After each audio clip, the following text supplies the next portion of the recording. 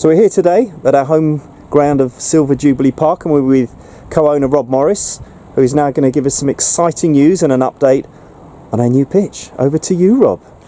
As you're probably all aware, we have a new pitch being laid at the moment. I think a lot of you would probably think that the last pitch we had wasn't really up to the standards required. And so if you follow me, I'll show you what we've been doing. What you can see here is that the old grass has been completely lifted. We've now put down a thin layer of stone.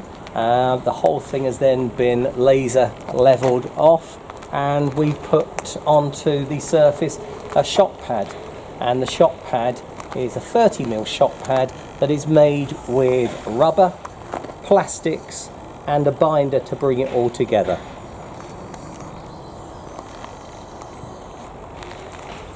All of the materials used are reusable. If they weren't here, they would be put into landfill. So from an environmental point of view, it's obviously a very good thing. One of the issues we had with the old pitch was there was a little bit of movement with the base. With what we've done by putting on the fine stone and putting this, what's called an e-cassette shot pad on, has alleviated all those problems. So this has been completely lasered and levelled. I'll take you onto the pitch to show you what we'll be doing next.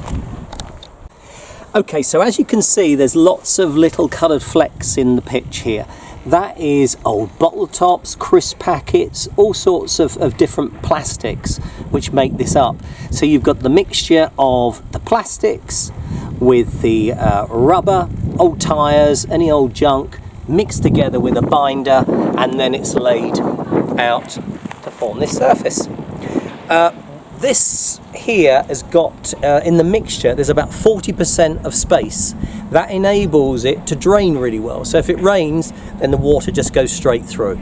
So we should have a wonderful surface even when it rains. But what's interesting, quite often on artificial surfaces, is when you have new ones put down, if it does rain, sometimes it takes longer for the water to drain. And the reason for that is that the rubber crumb, the infill, has sort of dirt, dust on it that takes time for that to filter through. So it could be on the first game or two you might see a bit more surface water than you would normally. The whole pitch, 7,918 square metres, and what's going to happen next is that the carpet will arrive. The carpet arrives with the lines already on them. So that's all been sorted and done, and then the carpet will be laid across the pitch in great big rolls. The carpet itself is not attached to the base. It literally is weighted down by the rubber and the sand, and each section of the carpet is then attached to another section by a large piece of almost like sticky tape with a lot of glue.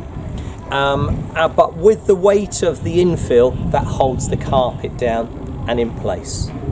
The time it will take to lay the carpet, probably looking at a week, but the longest part of it is the infill, because we have to make sure that across the whole pitch is the same amount of sand and the same amount of rubber, because we have to have the pitch tested, and we have to make sure that every part of the pitch that's tested is identical, is the same, because that's how it's tested in a lab. So probably a week for putting the carpet down, maybe 10 days or so, 10 working days of them putting the infill in place. Once that's done, then we have to have the pitch tested, because we can't have any football that's taking part on here until we're on the FA register. Okay, so we've ordered some new goals for the pitch. These are going to be a box style goal.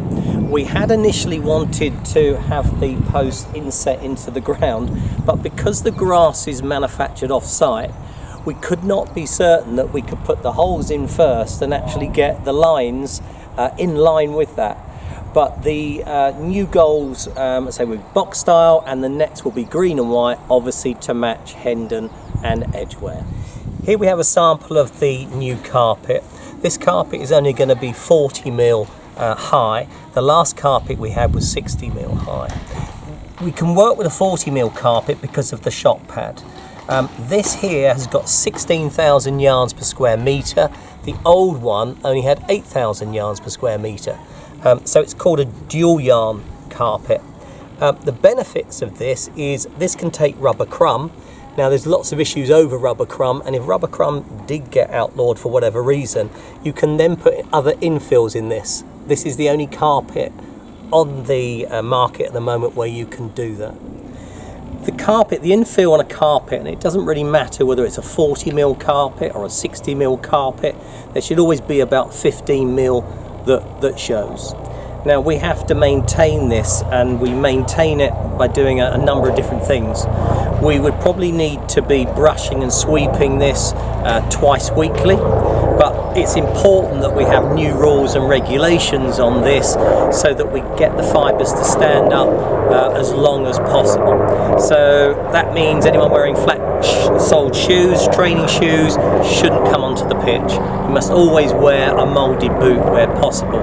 That would also include teams, travelling teams, or anyone coming on, also include the management of the teams as well. So everyone must wear a moulded boot. No food, water really is the only drinks that really should be on it, because those sticky sports drinks aren't great either. And absolutely no chewing gum. The new pitch will be a FIFA Pro, and a FIFA Pro is a 2-star pitch. That enables Hendon or Edgware, if they go on an FA Cup run and get drawn against the league club at home, they can then host them at home.